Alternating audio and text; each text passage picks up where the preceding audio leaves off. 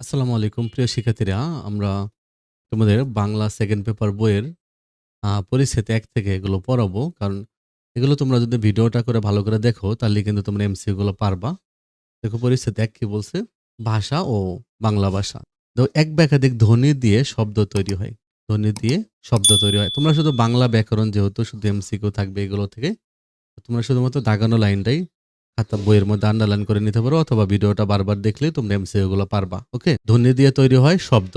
আর শব্দের গুচ্ছ সেটাকে বলা হয় বাক্য। তাহলে এটা মনে রাখবা, শব্দের গুচ্ছটাই কি? কয়েকটা শব্দ মিলে বাক্য তৈরি হয়। বাক্যের সমষ্টিকে ভাষা বলে।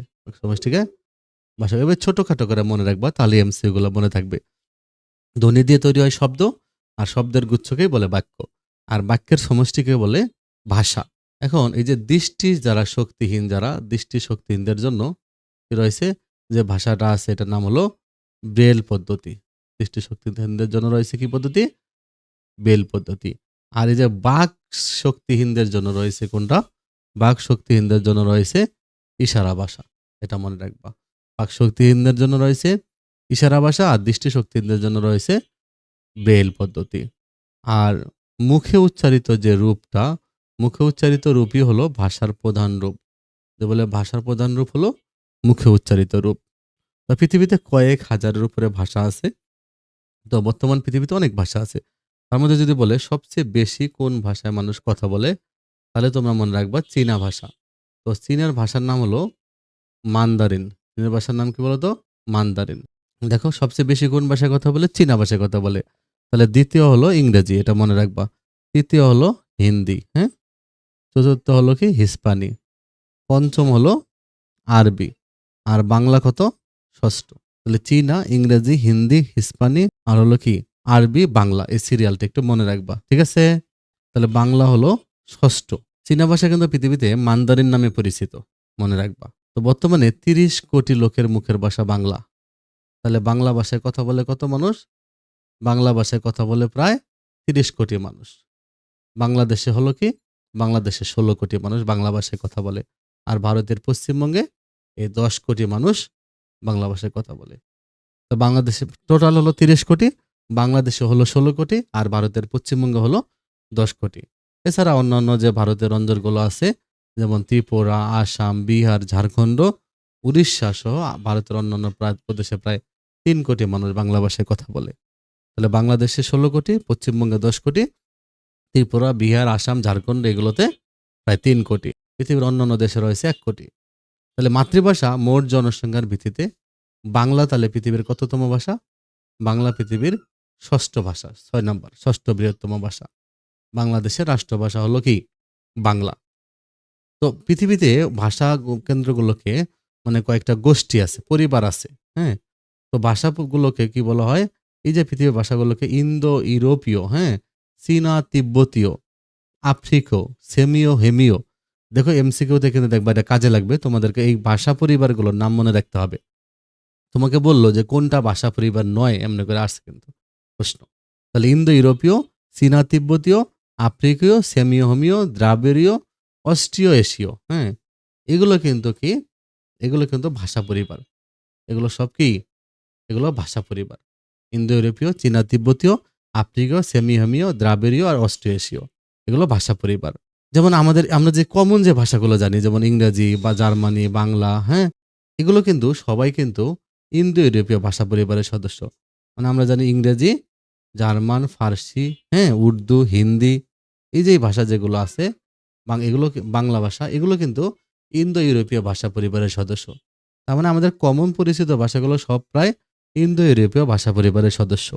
তবে ইন্দো ইউরোপীয়, চীনা তিব্বতীয়, আফ্রিকীয়, সেমি হোমীয়, দ্রাবিড়ীয়, অস্ট্রেশীয় এগুলো কিন্তু সব ভাষা পরিবার। তো খুবই গুরুত্বপূর্ণ এখানে একটা এমসিকিউ আছে যে বাংলা ভাষার নিকটতম আত্মীয় কে ছিল? বাংলা ভাষা খুবই কাছাকাছি আত্মীয় হলো মানে প্রায় কাছাকাছি, মানে একসাথেই প্রায় তৈরি হয়েছে। এগুলো হলো অহমিয়া আর হলো উড়িষ্যা। কি বলতো? অহমিয়া আর উড়িষ্যা। খুবই ইম্পোর্টেন্ট, এটা মনে রাখবে। এটা হলো আমাদের আত্মীয়। বাংলা ভাষার নিকটতম আত্মীয় হলো অহমিয়া আর উড়িয়া। আর ধ্রুপদী ভাষা হলো সংস্কৃত এবং পালি। তো ইন্দো ইউরোপীয় ভাষা পরিবারের আদি বহু ভাষা বিবর্তনের মধ্যে দিয়ে বাংলা ভাষা পরিণত হয়েছে। তাহলে হলো এই বিবর্তনের স্তর পার করে কিন্তু আজকের বাংলা ভাষা আসছে। ইন্দো ইউরোপীয় যে ভাষা পরিবার আছে সেখান থেকে হয়েছে ইন্দো ইরানীয়, তারপরে ভারতীয় আর্য ভাষা, তারপরে কিন্তু প্রাকৃত, প্রাকৃত থেকে পরবর্তীতে বাংলা হয়েছে। আনুমানিক 1000 বছর পূর্বে পূর্বে পূর্ব ভারতীয় প্রাকৃত ভাষা থেকে বাংলা ভাষার জন্ম রয়েছে। তাহলে তার মানে প্রাকৃত থেকে বাংলায়, সেটা কোন প্রাকৃত এটা মনে রাখতে হবে যে পূর্ব ভারতীয় প্রাকৃত থেকে বাংলা আসছে। তার মানে ইন্দো ইউরোপীয় থেকে ইন্দো ইরানীয় হয়েছে। তাহলে ইন্দো ইরানীয় কিন্তু ভাষা পরিবার না, ভাষা পরিবার হলো ইন্দো ইউরোপীয়। এখান থেকে ইন্দো ইরানীয়, তারপর ভারতীয় আর্য, তারপর প্রাকৃত, তারপর বাংলা। তো বাংলা ভাষা লিখিত রূপের প্রাচীনতম নিদর্শন কি? চর্যাপদ। এই যে বাংলা ভাষা লিখিত রূপের প্রাচীনতম নিদর্শনের নাম কি? চর্যাপদ। খুবই গুরুত্বপূর্ণ একটা অংশ, মানে চর্যাপদের মধ্যে প্রাচীন বাংলা লিখিত রূপ, বাংলা লিখিত রূপ এখান থেকে পাওয়া যায় প্রাচীনকালের। তো বাংলা ভাষার কিন্তু রয়েছে স্থানগত এবং কালগত স্বাতন্ত্র্য।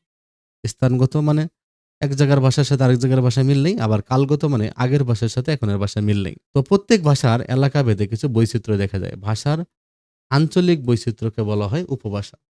তাহলে তোমাকে যদি বলে যে পৃথিবীর সব ভাষারই কি আছে? এই উপভাষা আছে, কারণ আঞ্চলিক বৈচিত্র্য আছে। পৃথিবীর সব ভাষার কি আছে? উপভাষা। উপভাষার অপর নাম আঞ্চলিক ভাষা। তো বাংলা ভাষায় নিজস্ব লিপি রয়েছে। বাংলা ভাষার লিপির নাম হলো কি?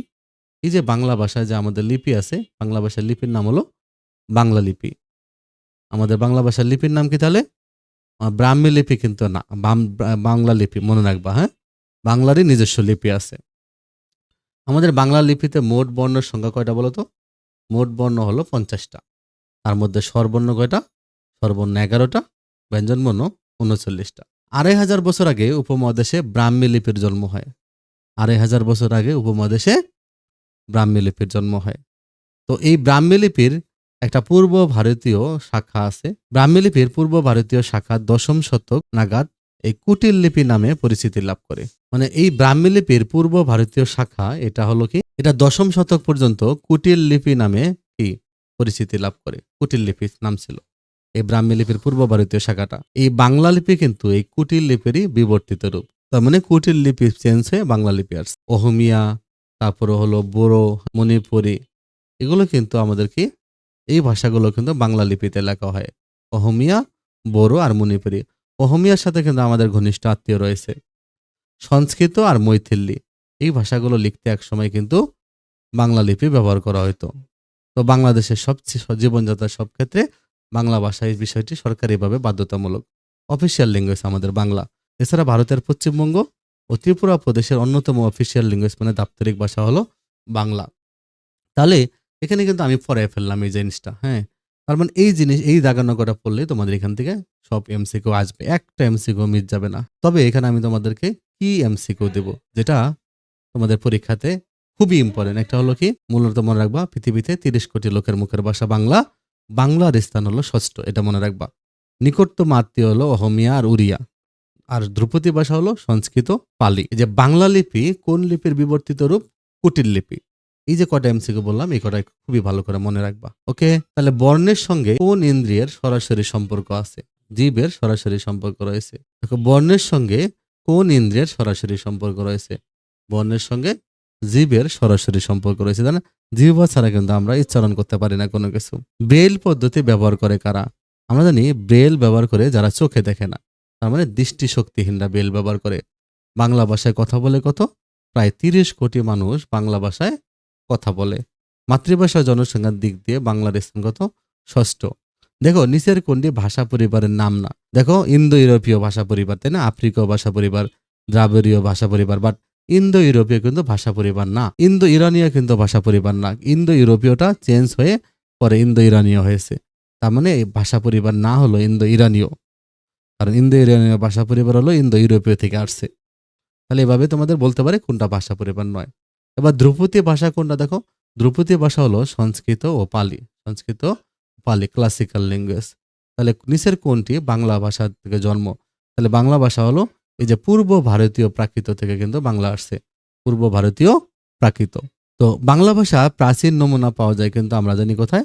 চর্যাপদে। প্রাচীন নমুনা পাওয়া যায় চর্যাপদে। বাংলা ভাষার নিজস্ব লিপি কোনটা? বাংলা ভাষা নিজস্ব লিপি হলো বাংলা লিপি, ঠিক আছে? তো ভারতের কোন প্রদেশের অন্যতম দাপ্তরিক ভাষা বাংলা? আমরা জানি ভারতের কোন প্রদেশের ত্রিপুরা, তাই না? ত্রিপুরার দাপ্তরিক ভাষা কি? বাংলা। তো শিখে তোমরা এভাবে ভালো করে পড়ে ফেলবা, তাহলে তোমরা সবকিছু পারবা। যারা আমার চ্যানেলটা সাবস্ক্রাইব করো নি তোমরা সাবস্ক্রাইব করে রাখো। ভালো থেকো।